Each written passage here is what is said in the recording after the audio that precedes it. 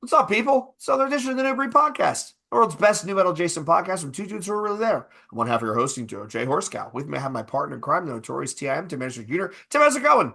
Oh, awesome. Wonderful. It is it is going fantastic. So this week, kids, what are we talking about? This week, Tim and I are doing another one of those unstructured deep dives we've been doing lately. And this week's album is sure to cause some conversation. What are we doing? Well, we are doing 2002 In Flames, their changing album, Reroute to Remain. So this was the album that came out that changed their sound and changed their fan base and pissed a whole bunch of people off. Oddly enough, Tim and I have strong feelings on this. So Tim, before we dig in, was this what I mean, were you an In Flames fan before this album came out? Talk to me a little bit more. Was this your first experience with them? Nah, so I started getting into all that Euro stuff. Like, Mm-hmm. I remember going into Hot Topic in high school, and they used to have they would have like the six stage CD stations with Mm-hmm. headphones. You could just go up and pick whatever CD they had on for demo. And I remember one of them was a Century Media comp. And I forget what band was on there, but it was like some Euro Swedish thrash stuff. I forget Okay. exactly. If I seen this cover of that comp, I would know right away. It was red. I remember it was red, had some orangey yellows in it. Okay. And I remember sitting in there for like 20 minutes just swinging through the tracks. That's where I found like Lacuna Coil and all that stuff back then. So I went on a huge Century Media nuclear blast kick back then. And I remember listening to like Jester Race and all that stuff after. That was probably, I'd say, 98-ish, 99-ish. Okay. Okay.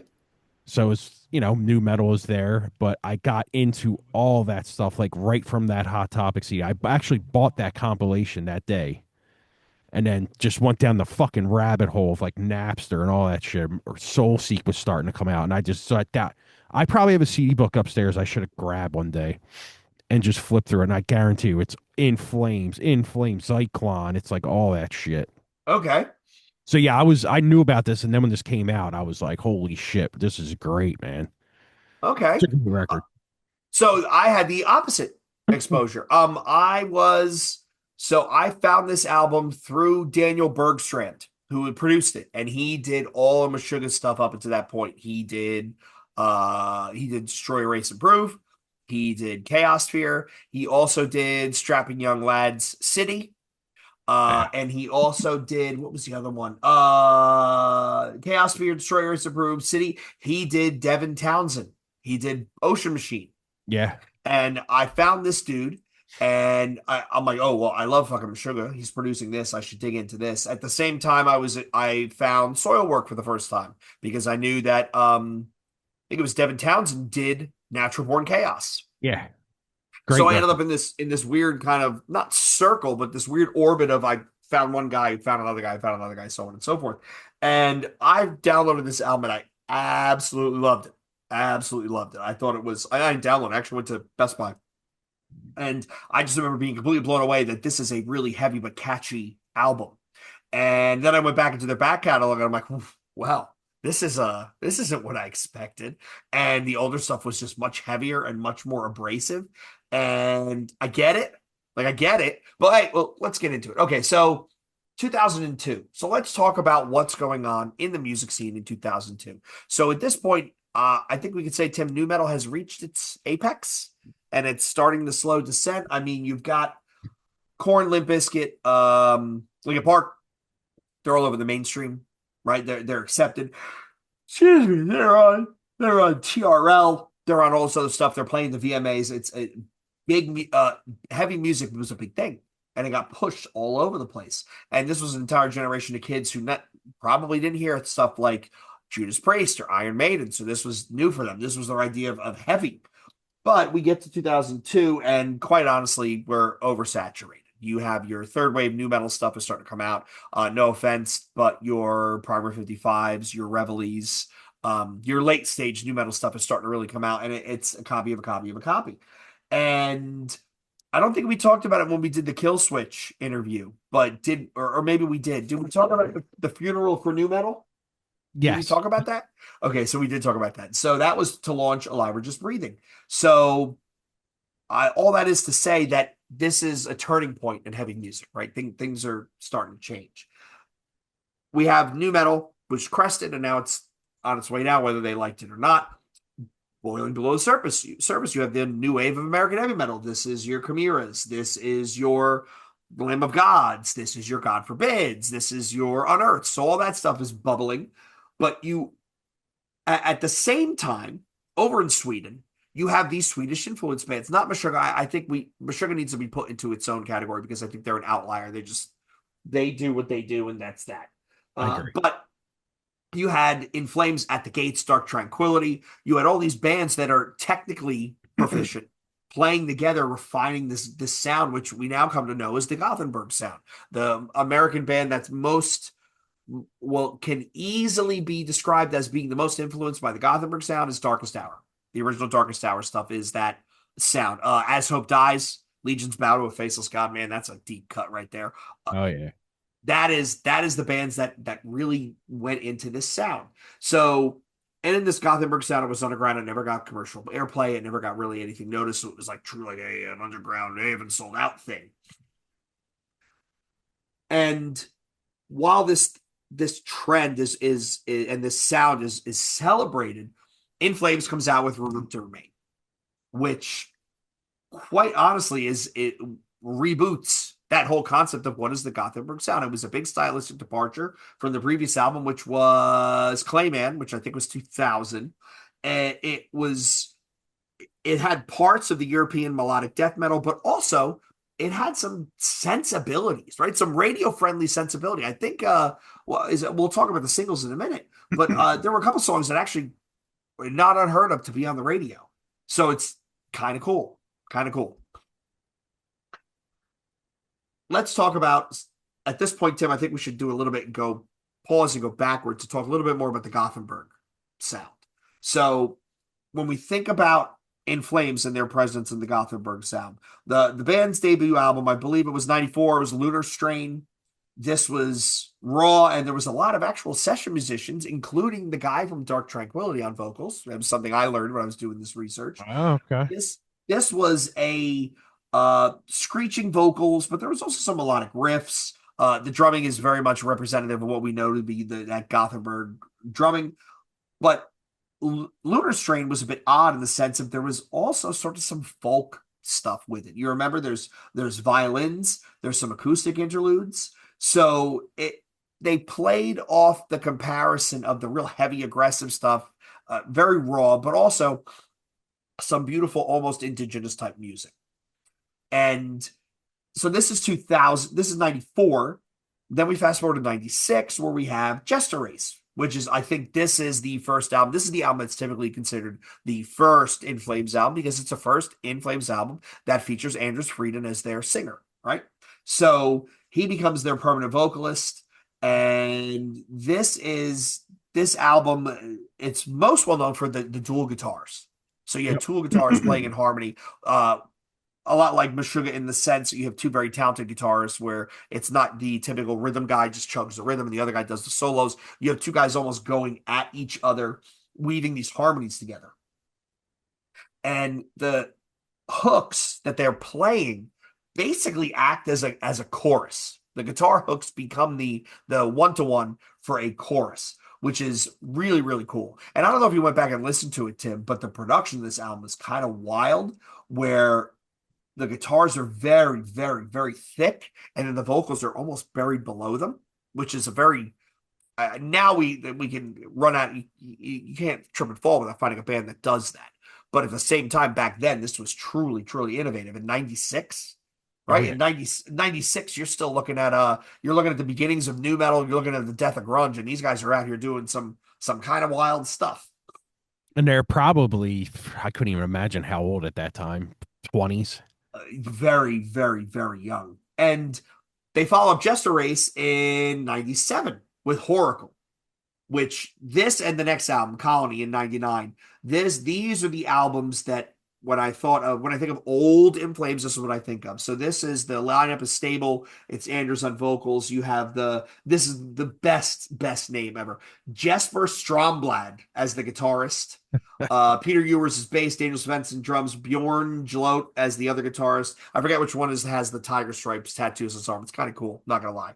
And the this at that point is the tightest, the fastest, the most aggressive stuff that they're actually playing.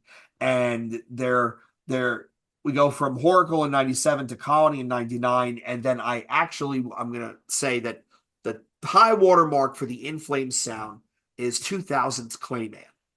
This is what their sound was known as. There's hooks from the riffs, there's a little bit of rhythmic bounce back and forth in there. And this was actually their big album. This was a big album. So were you listening, Tim? At this point, you were still listening, right? 2000. Yeah. Yeah, it's Out of those just albums that right we about just when I rattled, got into it all. so let me ask you this: out of those albums I just rattled off, which one was your favorite?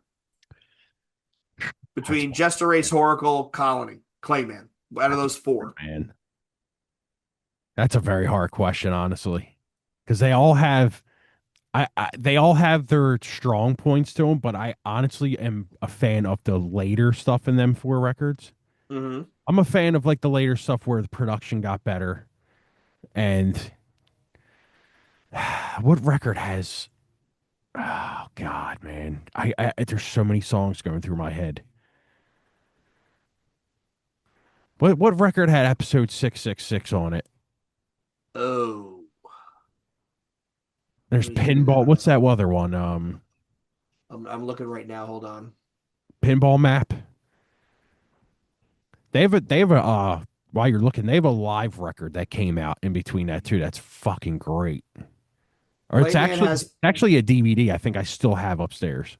yes. Clayman had Pinball Map, There you go. and It's episode probably 666 was Horacle. it's probably a mix between them two. I haven't heard them two records, and I'm not gonna lie, a long time. But if I had to guess, it's probably Clayman. That record's great. I know there's great songs on that record. So to that point, before we jump into Reroute to Remain, they did the Tokyo Showdown, Yep, released in 2001, that's it. and this was all stuff from Clayman, Horacle, Colony, Jester Race. So it's literally a greatest hits of that era of In Flames. I so want to pause this and go grab it. It's I know. literally next to me. Want to go listen to it. All right, so they've done these four albums. They've done them all with Frederick Nordstrom, who was the producer. He is Dream Evil. That's the band he was in. But he did Terminal Spirit Disease by At the Gates. He did Slaughter of the Soul, Dark Tranquility. He did Lunar Strain, and he did the Subterranean EP. He did what else? He did Skid System. He did Slow Path. He did Spiritual Beggars, Arch Enemy, Septic Flesh. This guy's touched, my God, this guy's touched everything. He did Natural Born Chaos, which is another album we're going to talk about. Emu Burger. The Haunted, he did One Kill Wonder. Awesome album. Love it. Awesome album. He did the Passenger side project, which is the guys from In Flames, Zyklon, all that stuff. So he's been working with them for a while, and they loved him. But when I did the digging, there were some art interviews where the band talked about they kind of felt like they were caught in a rut, like it was too routine. So they wanted to try something different, not significantly different, but different. And that difference led to Reroute to Remain. First thing we're starting with this difference is the producer. They went to Daniel Bergstrom, like we talked about. He did Chaos Sphere and he did Strapping Young Lad City. So when it comes to the idea of extremity in metal, those were two of the albums in the late 90s that kind of defined it. And this guy was known for it. And when I looked at the interviews, I learned that they specifically went to Bergstrom because of the sound he got with Meshuggah, where it was both quote unquote raw and organic, but it didn't sound artificial. And I learned that He's a big his big thing is rhythm and miking for rhythm, and he's very interested in the relationship between kick drum and the bass guitar, and he would use room mics. Like a lot of people don't realize, a lot of times when you hear this stuff on albums, each different drum, each different cymbal has a different mic pointed at it to capture it. He was using room mics, which captures everything all at once. It's way more ambient. So kind of cool, kind of cool. And if you go back and listen, the drums are way higher in the mix in Reroute to Remain, significantly higher. And the snare, it doesn't have the same snap that it had in the previous albums. It sounded more of a dry kind of, not a click, but I mean, the one term I saw used was dead. Somebody described it as dead, which I don't know if I agree with, but it was just not as lively. And the other thing is with drums, the toms are much not only higher in the mix, but they're louder. So they're much louder. Daniel Bergstrand, he's touched with Sugar. We've talked about the mixing. They changed the studio. So they went to Dug Out Studios, which is where Bergstrand records. And apparently it's all analog. It was all analog. It was very, very organic. And the band's quote, there was a quote that I came across that they are more conducive to experimenting with what they were trying to do. And there was another interview I saw where they said that they like Frederick Nordstrom, but he almost was looked at as family. Whereas because Bergstrand was an outsider, he could actually tell them, hey, Tim, this part sucks. Which is kind of cool. I mean, that's what you really want in a producer. I don't think you want a friend. Like I think you want someone who's going to push you and challenge you, not like throwing potted plants at you like Ross Robinson. But I don't know, Tim, isn't there a trade-off with that though? Like if you and I are in a band and we go to Terry Date gets three big, awesome albums out of us. Awesome albums that we're happy with. Fans love, trajectories on the right way. Don't you kind of run the risk of fucking it up if you go with somebody else? Yeah, absolutely. I think, and I think going with a different person completely changes your sound sometimes too. I mean, look what happened between Diamond Eyes, Koi, and then you had Gore, Mm-hmm. and you had Ohms, and then you're back to Terry Date on the new one. Or no, you're back to what's his name on the new one. It goes right back to the sound that you're looking for. It's just like Mm-hmm. know what it is, but it definitely changes it. And you see that right on this record. I mean, And I kind of think that was on purposeful though. it was a style. It was a Yeah. stylistic. It was they changed the recording studio, the producer, the style, absolutely on purpose because they felt like they were getting caught in a rut. I think they changed And the tuning too. I didn't get to that part yet, but I think I do have a section here where I talked about guitar tuning. The other thing that stands out is they used electronics, samples, keyboards, programming. Funnily enough, the guy who did keyboards and programming is Orion Ornclub, who is one half of the band Misery Loves Company. Do you remember them? Mm. I know the name though, but I don't. The first two albums, the self-titled is kind of derivative of that industrial sound of the early 90s. Not Like Them is brilliant. And they just did one not too long ago where it was great. I got to get the title and send it to you. But so they introduce electronics, which is something different. You have a band that's used to playing very heavy extreme type stuff, and now they got a new producer, a new sound, a new whatever, and they're introducing electronics. So Which was the we right went move. it was the right move. I mean, Cloud Connected is a beautiful song. Is a beautiful song.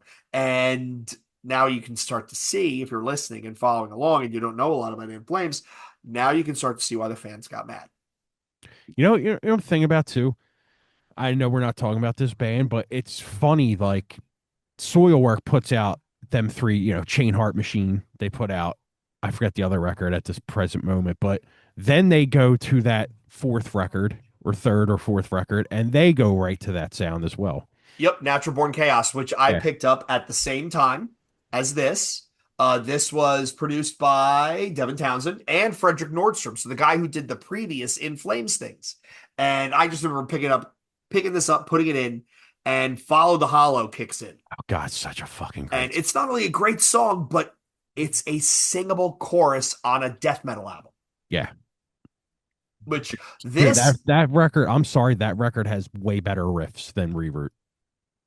you think? Dude, that Soilwork record is amazing. I got to Follow, go back follow and is, dude, and listen. it gets better as it goes. So I will tell you this: as much as good as Natural Born Chaos is, figure number five is that much better. Yeah, The that's a next great. album, the Yeah. next album is awesome. You know what the thing is about Soilwork though? He's a better singer. He's just a way better singer. He just even nowadays, like the records they put out a couple years ago, they're so good. His Okay. records are great, man. But like Chain Okay. Heart Machine and all that stuff, them records are great as well. I I actually think have to go Soilwork back. was. I actually think now that I think about it because I got into that. I got into Soilwork the same time around In Flames. I kind of think them records are similar in a certain matter, but they're different as well. Like Hmm. Soilwork was way more not poppy, but they were way more like. I think if you gave someone a record, but if you gave someone Horacle and you gave someone, a Soilwork record, they say to him, I think someone who's more into a rock album is going to be more into Soilwork. Does that make sense? Yes. Yeah. Yes. Yeah. 100%. 100%. I forgot who I saw Soilwork open for. It was it In Flames. I'd have to go into the book. But I love Natural Born Chaos, but I think Figure Number Five is great. But they were two bands, kind of dueling bands from the same scene and that playing different Yeah. takes on the same sound. So got, I Yeah. mean, bless up. And speaking of that, one of the things we talked about with all these changes is if you listen to Reroute to Remain, which is a long album. I forget how many tracks it's like 14, 15 tracks. It's a long album. A lot of the songs are in the verse, chorus, verse structure. So you Yeah. have stuff that it is by construction radio friendly.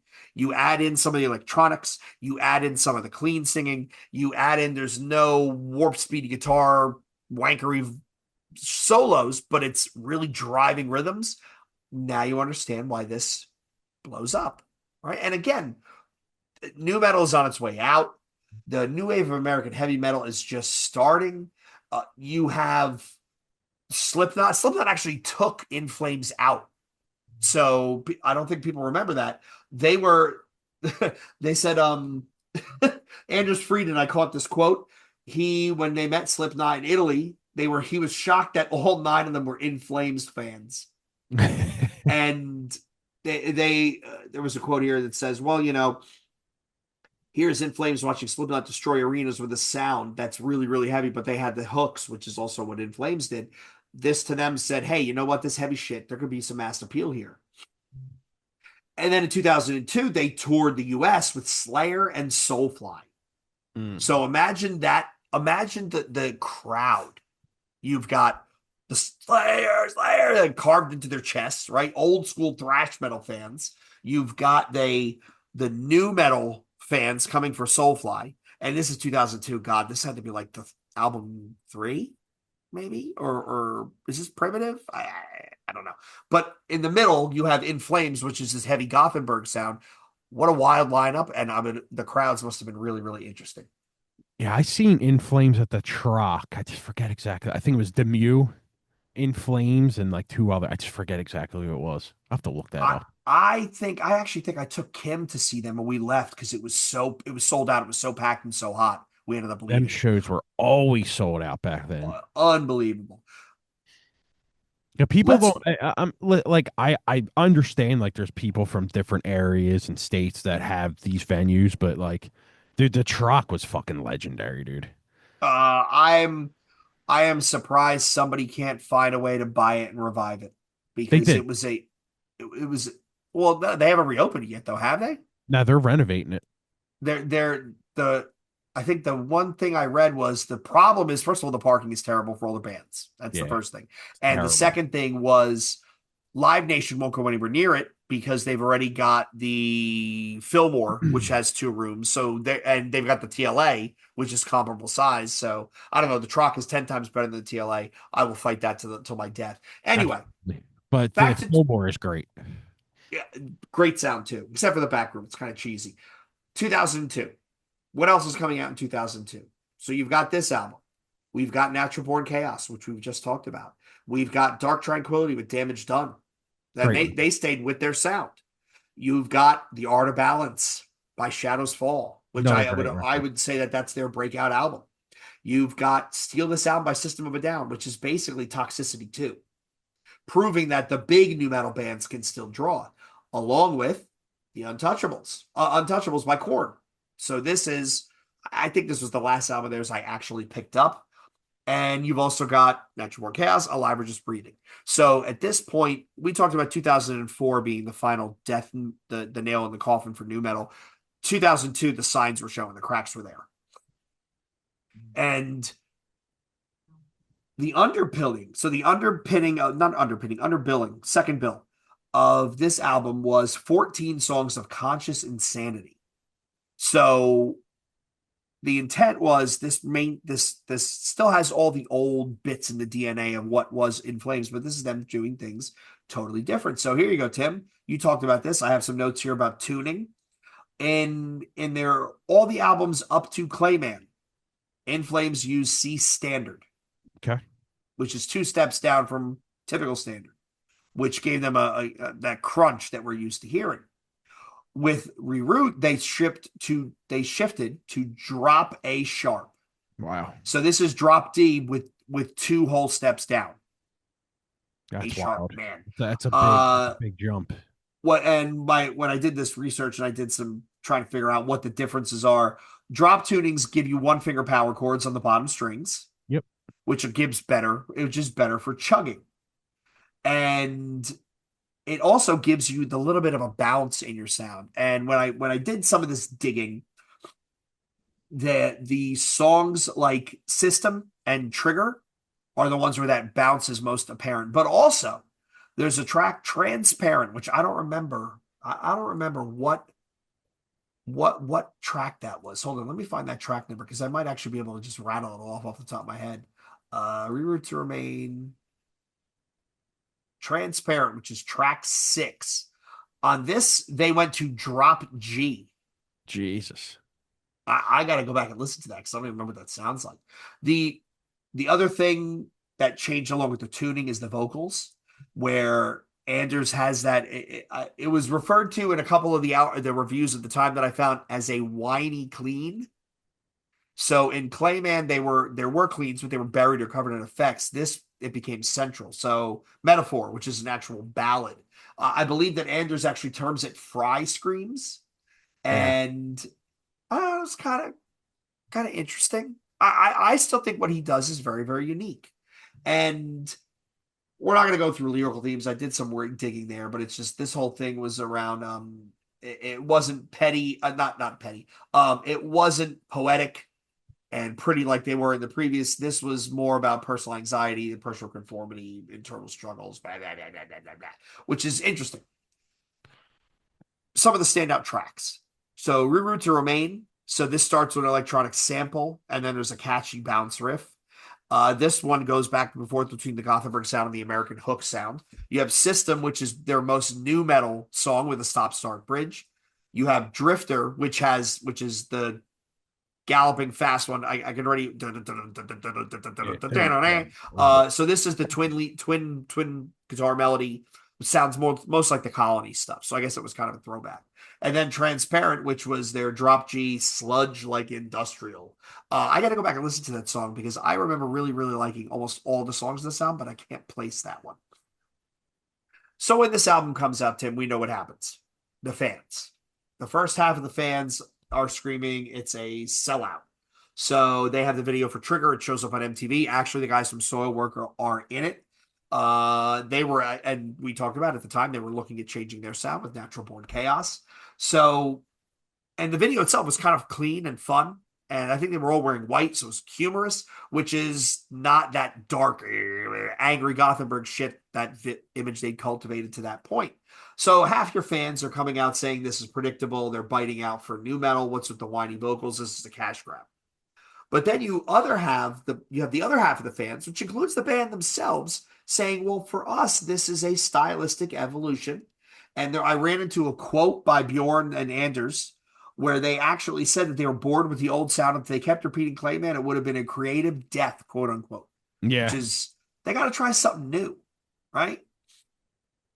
I think I And think I think touring as much as they did with that sound, I kind of think at that time too, you see how many people like start ripping it and you're like, wait a minute, dude. It's kind of like Converge. It's like they were putting out them records. Everybody start ripping, and they're like, "All right, well, try this now. Now you got to Yep. do this." It's kind Uh-huh. of the same thing to me in a sense. Now that I think about it, like the Mm-hmm. way, but like from what you gathered about it, like yeah, it just makes sense, and I don't blame them at all. It's kind of like Metallica going to the Black record, right? Yep. Uh, so one of the other things that's interesting is so you have half the fans saying this sucks, they sold out.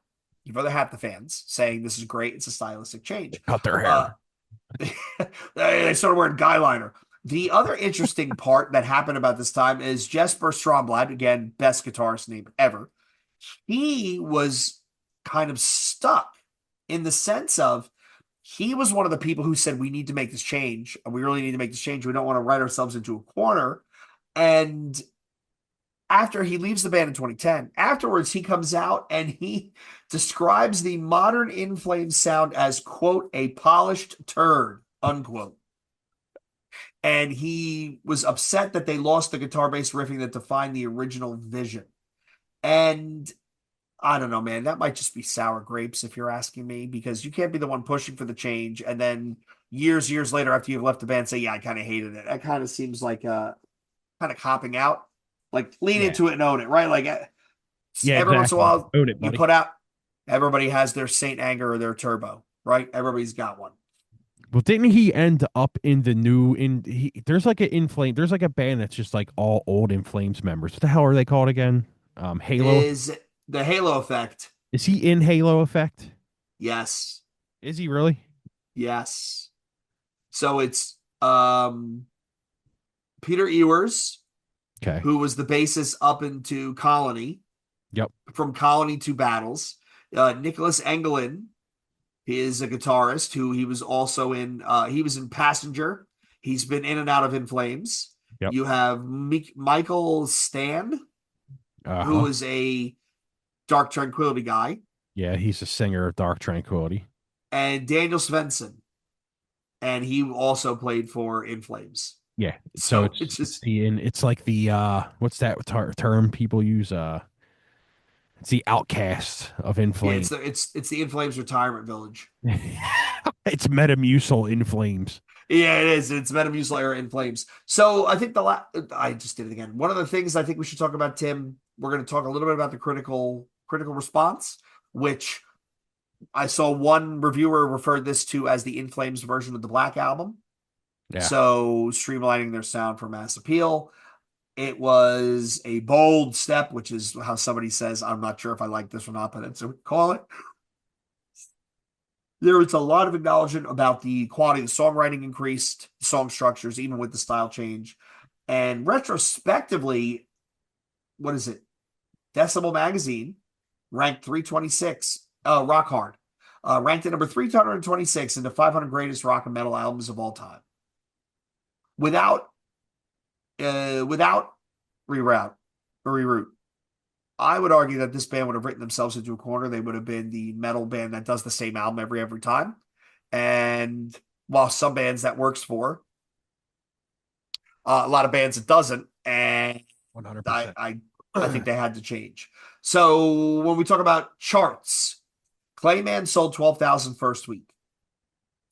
Reroute, it said significant increase. Album peaked at number 13 on the Billboard Independent Albums, number 10 on the Heat Seekers chart. In Sweden, it went to number 5. In Finland, it went to number 5. I had trouble finding the exact sales figures for Reroute to Remain. Now that I'm looking at my notes here, let me see. I'm going to give it one last try here. Look at this, and then look at this, and It might be a Wikipedia.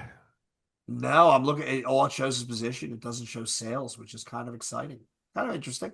The but we'll do this. So we'll bookend it. The album before is Clayman, 2000, 12,000 it sells. Reroute comes out in 2002. In 2004, you have Soundtrack to Your Escape, 100,000 in the first 6 weeks, first week, early sales, which means and then the album after Come Clarity was 24,000. So those three albums, Reroute, Soundtrack, and Come Clarity, I view those as the triptych of this is them, the new sound, cementing the new sound, finalizing the new sound. And they ended up on Ozfest after this Cloud Connected. The videos were all over the place. So, The Modern in Flames, soundtrack to Your Escape is 2004. I actually didn't like this album as much, but now that I think about it, I got to go back and listen. What was your take on soundtrack to Your Escape? I thought it's a decent record, actually.